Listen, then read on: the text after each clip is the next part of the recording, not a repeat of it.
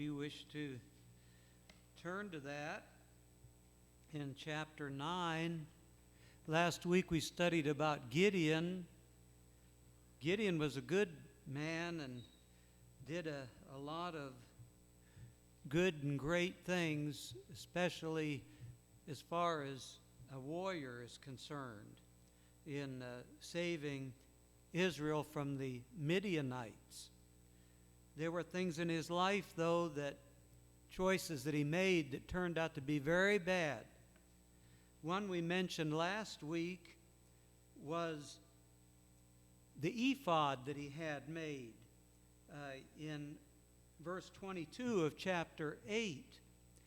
It was a thing that he asked for of the Israelites, and they were glad to do it for him because he was a great war hero. But it turned out that this ephod, which is sort of like a vest that you wear, and it was made of all these precious stones, the people did the very thing that he started out trying to get them not to do, and that is worship something other than God. And I just want to make reference to that incident right now before we talk about this next incident. The Israelites said to Gideon in verse 22 of chapter 8, "Rule over us." Now this is very good that he said this. They said, "You, your son, and your grandson, because you have saved us from the hand of Midian."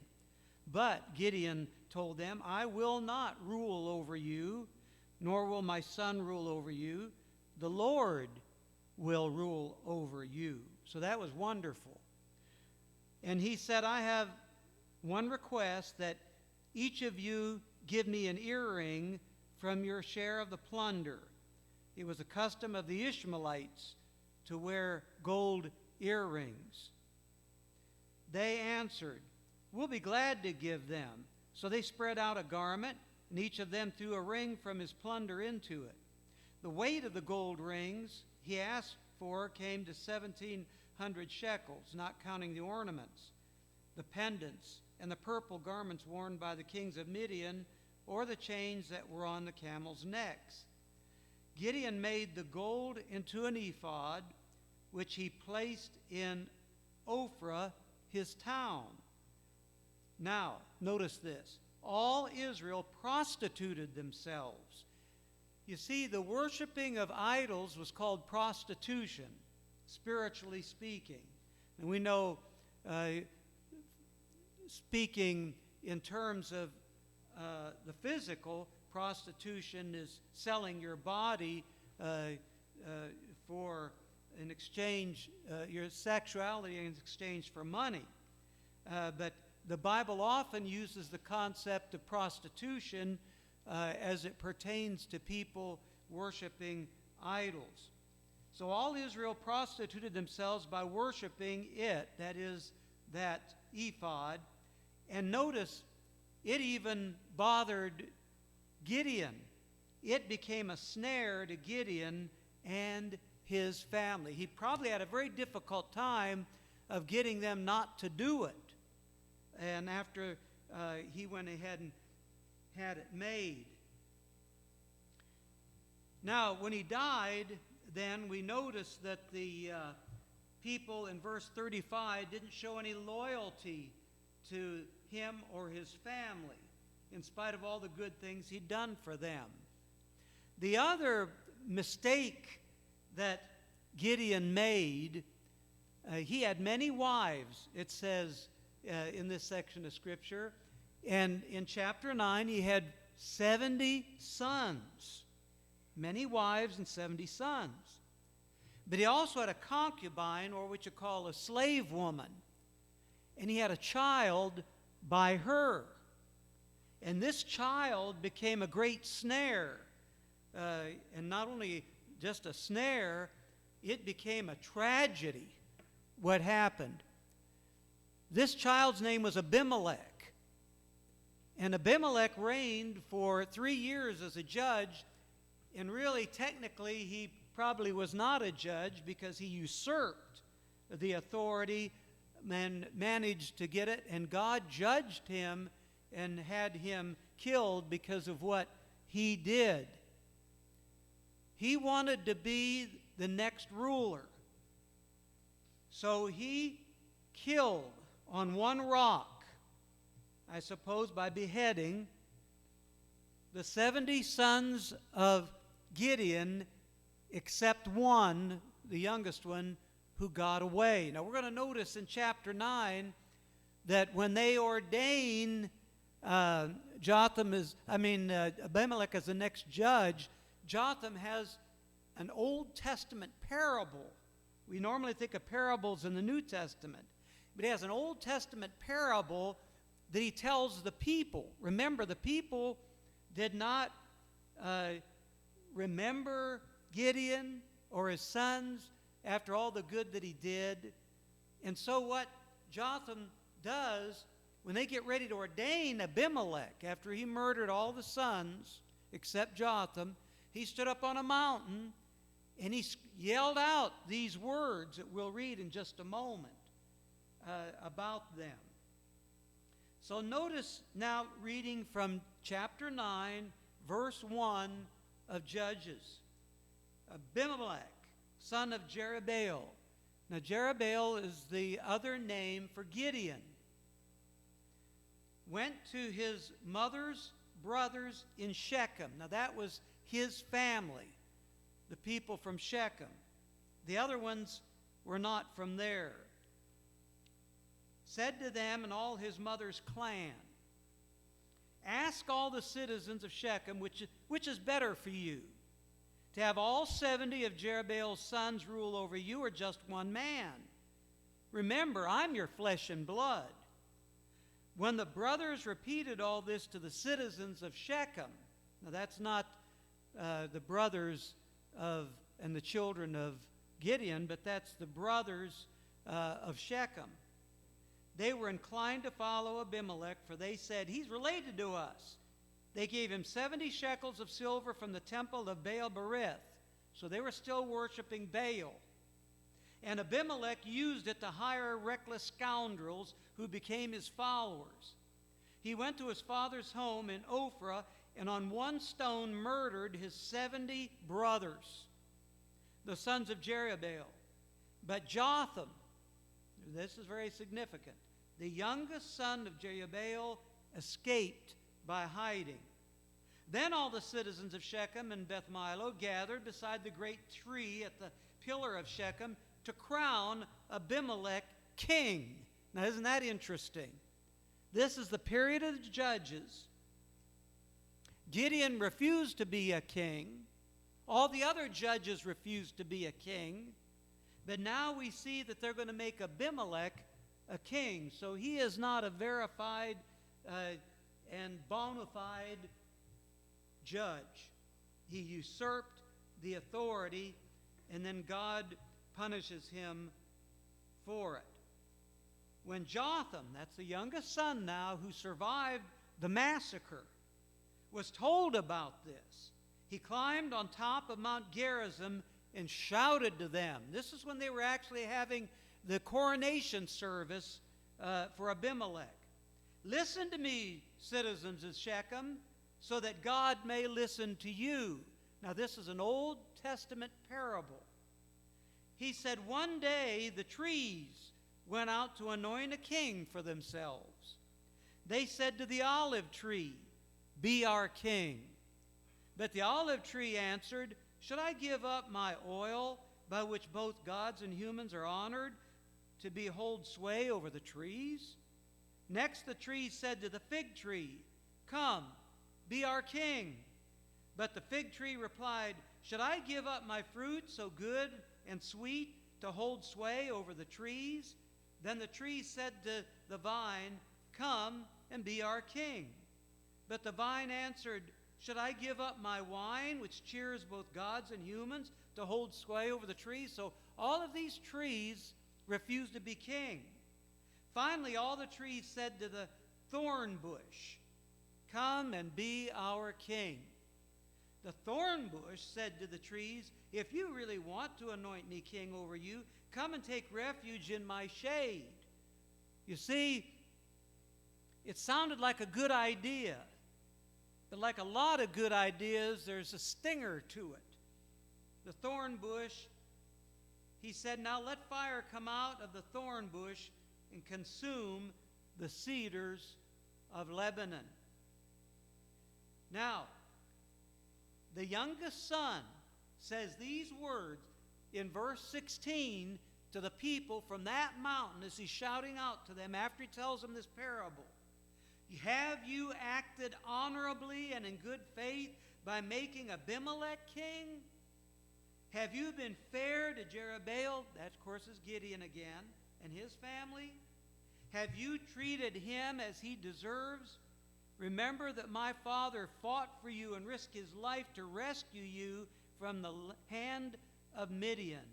But today you've revolted against my father's family. You have murdered his 70 sons on a single stone and have made Abimelech, the son of his female slave, king over the citizens of Shechem because he is related to you. Then verse 21 says Jotham, that youngest son, fled, escaping to Beer. And he lived there because he was afraid of his brother Abimelech. No wonder he was afraid. Murdered all the other ones in a horrible way, and I'm sure he would have done him.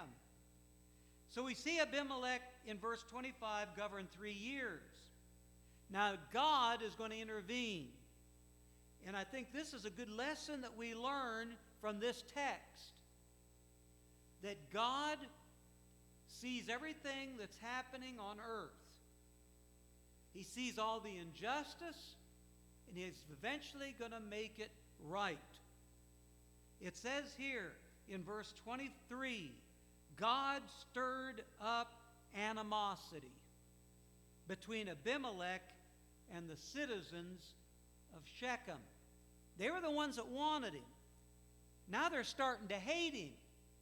And it's actually God that is involved in them hating him, so that they acted treacherously against Abimelech. So this is the beginning of the end of Abimelech.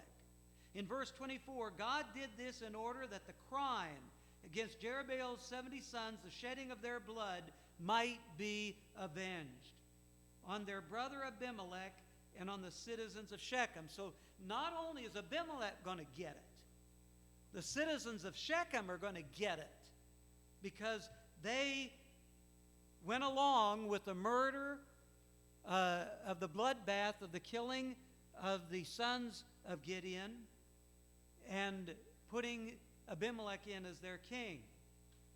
In opposition to him, these citizens of Shechem set men on the hilltops to ambush and rob everyone who passed by, and this is reported to Abimelech.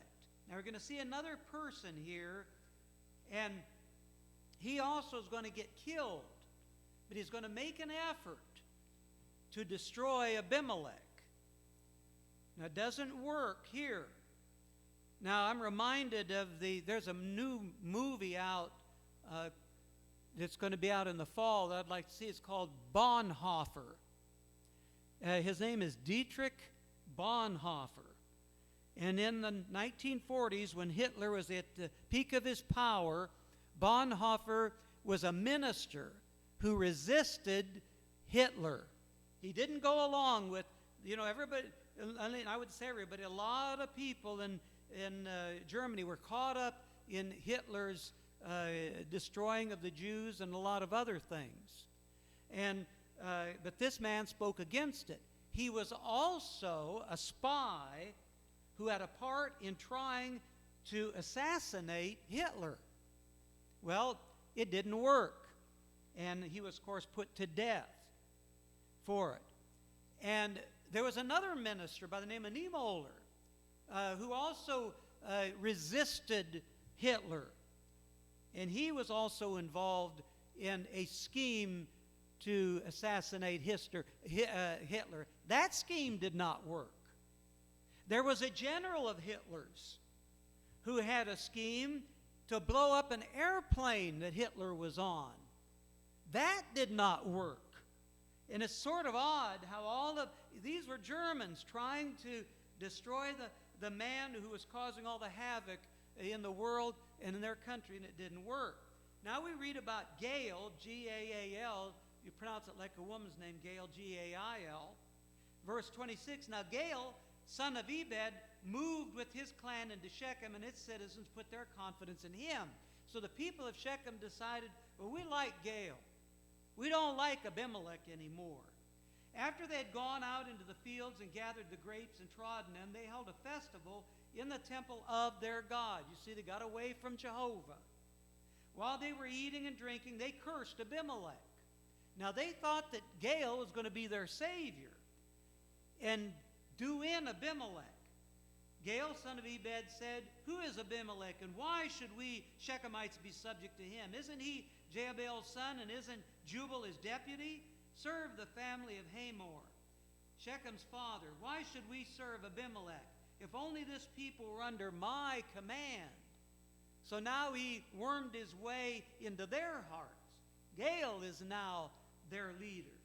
Then I would get rid of him. I would say to Abimelech, call out your whole army. I'm trying to see what time will happen. My watch broke, and I have 10 minutes yet. When Zebul, the governor of the city, heard what Gael was the son of Ebed said, he was very angry. So you see, Zebul, the governor, was in association with Abimelech. So he is helping Abimelech. Undercover, he sent messengers to Abimelech saying, Gael, son of Ebed, and his clan have come to Shechem and are stirring up the city against you. So Abimelech comes back into town and does what he can to destroy Gael, and he does. Drop down to verse 39. So Gael led out the citizens of Shechem and fought Abimelech. Abimelech chased him all the way to the entrance of the gate, and many were killed as they fled. Then Abimelech stayed in Arumah, and Zebul drove Gael and his clan out of Shechem. Verse 42, the next day the people of Shechem went out to the fields, and this was reported to Abimelech. So he gathers them together and tries to destroy this Gael who's trying to take his place. Now, we see that Abimelech gets all of the people of Shechem into a tower and sets it on fire. So in verse 49, all the men cut branches and followed Abimelech. They piled them against the stronghold, that tower, set it on fire with the people inside. So all the people in the tower of Shechem, about 1,000 men and women, also died. So you see, God got vengeance on the whole town as well as Abimelech. But now, as we read the rest of the verses here, Abimelech's going to be the one who is punished and killed. And again, just like in the story of Deborah, when we have a woman by the name of Jair, J-A-I-R, killing Sisera, the commander of the enemy army, by putting a tent nail through his skull. She's the hero of that story. We now have another woman who's the hero of this story. She is the one who is going to almost kill Abimelech. Notice this. Next, Abimelech went to Thebez and besieged it and captured it. Inside the city, however, was a strong tower. Remember, he burned the other tower down, to which all the men and women, all the people of the city had fled. They locked themselves in, climbed up on the tower roof. Abimelech went to the tower and attacked it. But as he approached the entrance to the tower, he set it on fire. Now, it didn't work. The woman isn't named, but look at verse 53.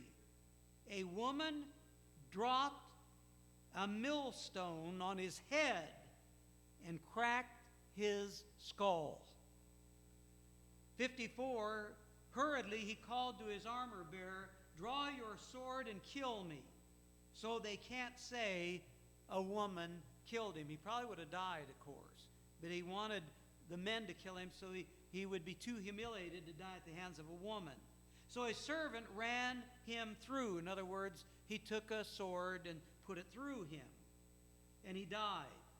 When the Israelites saw that Abimelech was dead, they went home. Now notice verse 58. Thus God repaid the wickedness that Abimelech had done to his father by murdering his 70 brothers. God also made the people of Shechem pay for all of their wickedness. They were the ones that died in that tower that he set on fire, 1,000 of them. The curse of Jotham. So you see, when he stood up on that mountain, that son that got away, he put a curse on him. Said the curse of Jotham, son of Jerubbaal, came upon them. This is a very interesting account, and how God will eventually get vengeance on those that do wrong. Before I quit, next week we're going to talk about Jephthah. He had bad background and sad background, I guess you'd say, not more than bad, sad background, and people, even his own brothers, run him out of the house through something that he was no fault of his own. But he was a great warrior, and at this time in the history of it, they needed a good warrior. But before he came along, there were two other judges. In chapter 10, verses 1 through 2 talks about Tola, and verses 3 through 5 talks about Jair. And they only served a shorter time, and there's hardly anything said about them. And I think we could compare this to maybe some of our presidents. I remember even when I was a kid, when Eisenhower was running for president, it was time of peace. And the people didn't like Eisenhower. Said one thing about it, he proved that you didn't have to do much of anything to be a president. But it was a time of peace. There wasn't much that could be really said about it. He was a good president. But then along came John Kennedy. And when John Kennedy came along, there was the Vietnam War, which is a lot of controversy. There was the Cuban Missile Crisis, which almost got us into war with Russia. All during his administration, before he was assassinated, of course, and that it was just that ended his career in his first administration, and also the civil rights movement. He had to deal with that, and so we think of John Kennedy. We think of all of these issues. Some of them hated him for the decisions he's made, and others praised him for the decisions he made, but he had to make those decisions. Well, that's sort of how it was with Tola and Jair. They served in time of peace. And this is all it says about Tola. After the time of Abimelech, a man of Issachar named Tola, son of Puah, son of Dodo, rose to save Israel. So he did save Israel. He lived in Shamir in the hill country of Ephraim. He led Israel 23 years. Then he died and was buried in Shamir. That's all it said. So it was a time of peace. He did defeat the enemy. Then we see Jair. He was followed by Jair of Gilead, who led Israel 22 years. So they had about 50 years of peace.